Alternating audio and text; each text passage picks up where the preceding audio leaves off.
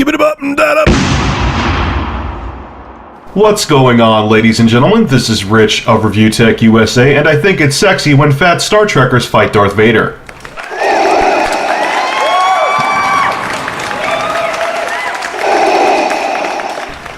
Alright folks, I don't know if you would consider this a news story today, it's more of a discussion, but Sony has officially announced that they are not going to show the PlayStation 4 at E3 2012. And this has caused a lot of rumors, like the other video I had where they were saying that Sony is dropping out of the console race, which is laughably wrong. Now Sony has gone on record and said something very controversial, especially if you're a PC guy.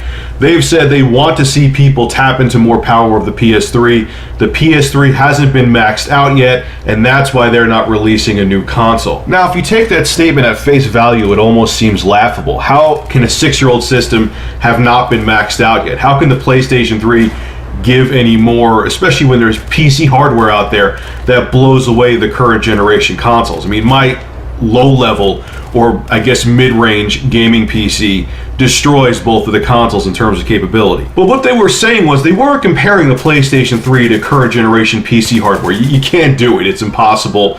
PC hardware today blows away the consoles. The consoles are old, and I'm not knocking them. I enjoy my consoles. I enjoy the PS3 and Xbox 360, but they're 6 and 5 years old. There's much better PC hardware out there. What they were saying is that third-party developers aren't even tapping out their dated PlayStation 3 yet. Okay? Look at most of the third-party games out there, and then look at like Killzone 2 and Killzone 3 and Uncharted. Those games, Killzone 2, Killzone 3, Uncharted 2, and Uncharted 3, are the best looking games of this generation. I think that Killzone 2 and 3 look better than Uncharted, but Uncharted 2 and 3 are still amazing looking games. What Sony's saying is they haven't seen developers, at least third-party developers, come close to those visuals yet on their dated hardware. So if developers aren't even maxing out their dated hardware, what the hell would they want to release a new console for if their current generation system, the PlayStation 3, hasn't been maxed out yet? Now let's be honest here, folks. Compare the visuals of third-party games to Sony's first-party games. Now I'm not going into fun factor if you like their exclusives or not. I'm just saying, I'm talking about visuals. I'm talking about lighting. I'm talking about textures. I'm just talking about how the game looks as a whole. There really hasn't been. The closest there's been is Crysis 2. There really hasn't been a game from a third-party developer that looks as good as Sony's exclusives. Now, on the flip side, I'm going to play devil's advocate here a bit. It could also be because of the fact of how convoluted Sony's hardware is. People to this day, developers to this day, say it's still tough to program and utilize the cell properly.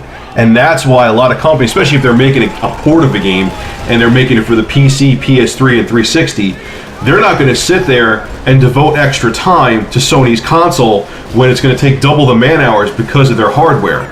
That's the reason why the PS3 hasn't been tapped out as well, or could be the reason why. And I do throw a stone at Sony because of that. Don't do something like the cell processor in the next generation system. It's just going to backfire on you. Now Sony, if you're hell-bent on keeping the PS3 around until 2014 for a couple more years, here's what you got to do.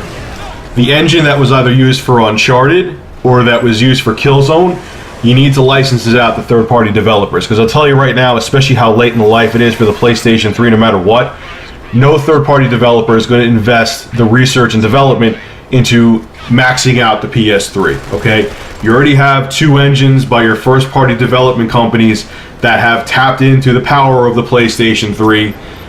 License them out. Give them at discount prices so other companies could tap into it. Because here's the other problem too, okay?